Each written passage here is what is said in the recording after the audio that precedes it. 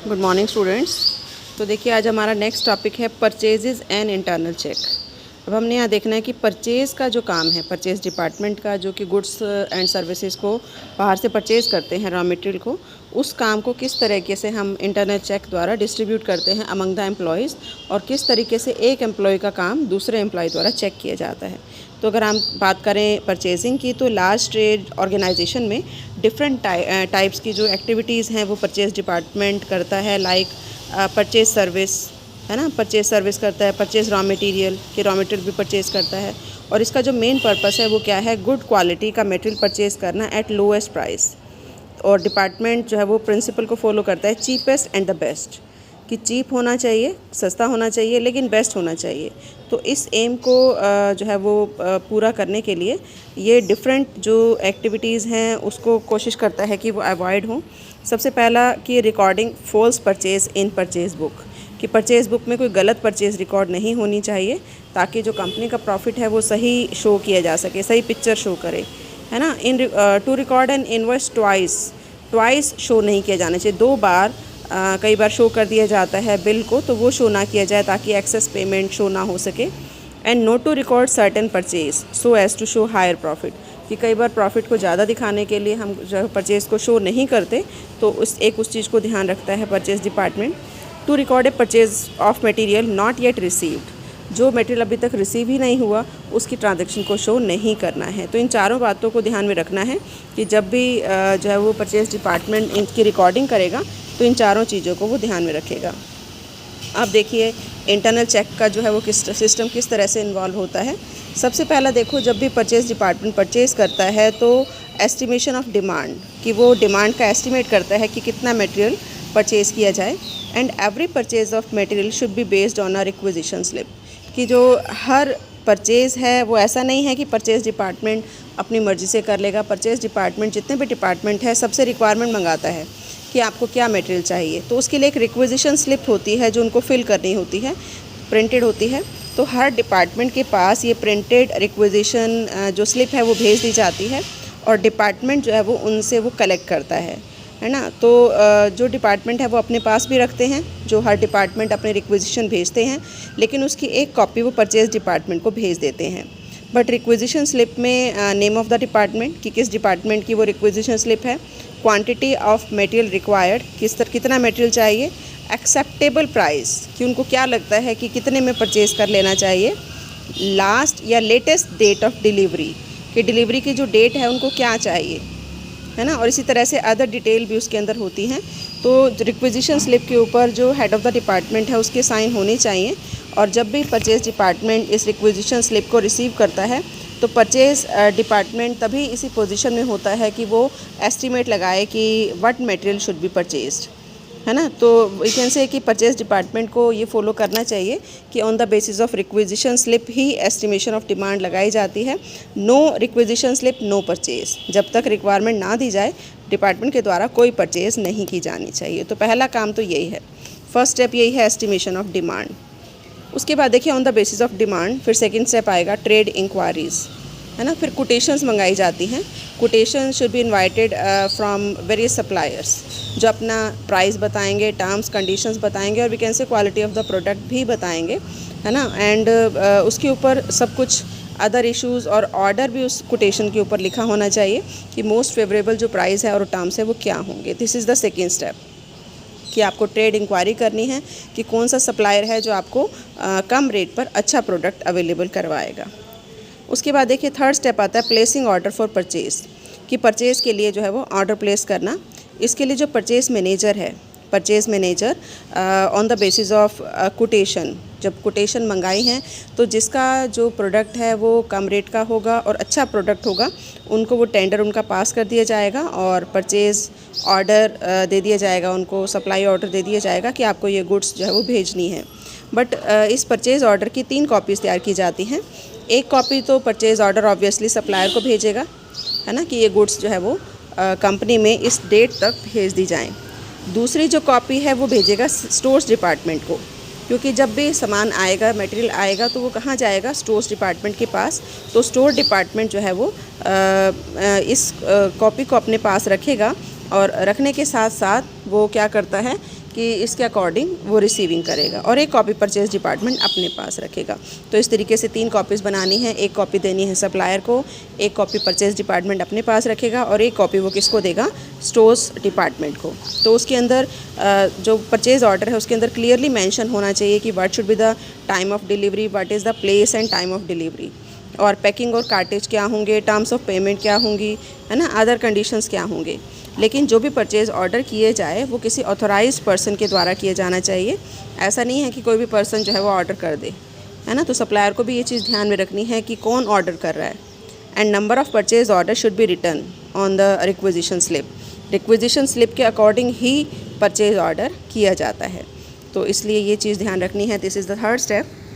उसके बाद देखिए ऑर्डर कर दिया, अब आपने जो भी डेट दी थी उसके अकॉर्डिंग सपोज़ गुड्स आपके पास आ गया, तो we can say receipt of goods सबसे पहले कहाँ आएगा, गेट पर। और गेट कीपर के पास एक इनवर्ड रजिस्टर होता है जिसको हम गुड्स रिसीव्ड रजिस्टर भी बोलते हैं। तो इस इनवर्ड रजिस्टर में उसकी एंट्री होती है।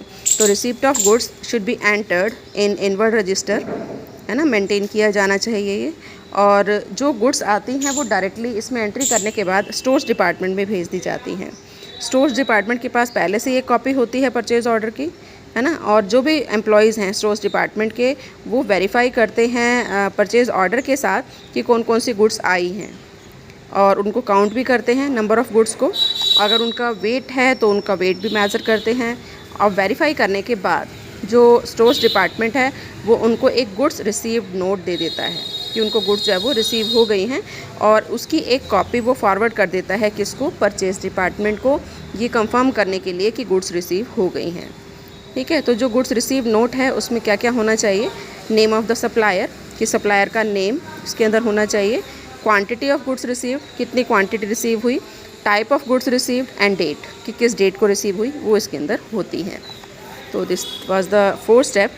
उसके बाद देखिए checking of invoice and other document. फिर जो परचेज डिपार्टमेंट है वो मेन इन डॉक्यूमेंट्स को रिसीव करता है, जैसे रिक्विजिशन स्लिप, है ना, जो मतलब उसके पास क्या क्या चीज़ें होंगी। परचेज डिपार्टमेंट के पास एक रिक्विजिशन स्लिप जो डिफरेंट डिपार्टमेंट की उसके पास थी, एक परचेज ऑर्डर जो उन्होंने सप्लायर को भेजा था, और तीसरा गुड्स रिसीव नोट, और चौथा invoice. Invoice is the bill जो कि किसने भेजा, सप्लायर ने, ताकि उसकी पेमेंट हो सके।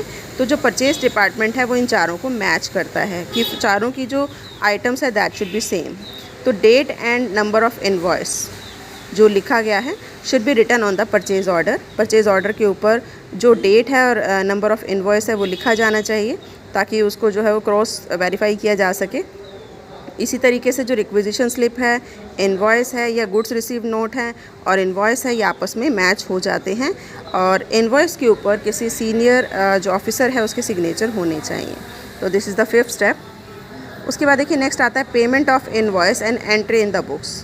उसके बाद बिल रिसीव किया जाता है ना, जो सप्लायर हैं वो ऑब्वियसली पेमेंट मांगेंगे और पेमेंट के लिए वो क्या देंगे, बिल, और उसकी एंट्री फिर जो अकाउंट्स डिपार्टमेंट है वो अपनी बुक में करता है। तो जब उसके पास इनवॉइस आ जाता है, इनवॉइस कौन देगा, परचेज डिपार्टमेंट। सप्लायर ने परचेज डिपार्टमेंट को दिया, परचेज डिपार्टमेंट उसको वेरीफाई करता है कि इज़ एवरीथिंग ओके, फिर वो अकाउंट्स डिपार्टमेंट के पास भेजता है। तो अकाउंट्स डिपार्टमेंट इस परचेज़ को रिकॉर्ड करता है किसमें, परचेज रजिस्टर में।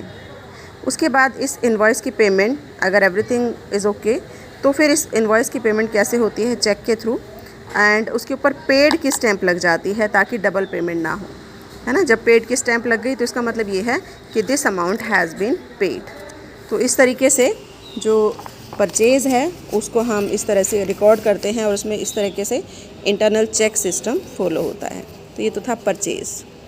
अब नेक्स्ट देखिए छोटा सा और है purchase return and internal check. तो जब गुड्स रिसीव होती हैं और वो इंस्ट्रक्शन के अकॉर्डिंग नहीं होती, उसमें कुछ डैमेज होता है या कुछ डिस्ट्रॉयड होता है या रॉन्ग पैकिंग होती है, कोई भी रीज़न हो सकता है जिसकी वजह से जो है वो गुड्स को वापस भेजना पड़ता है टू द सप्लायर।